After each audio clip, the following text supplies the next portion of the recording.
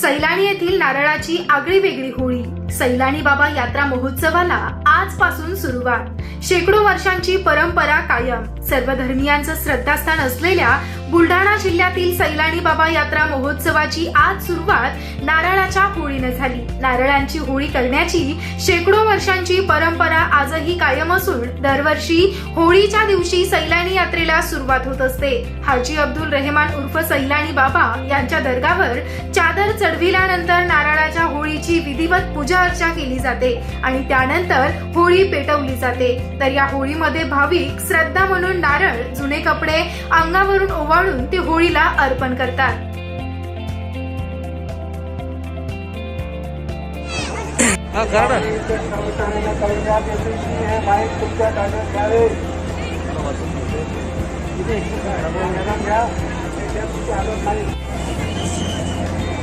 hello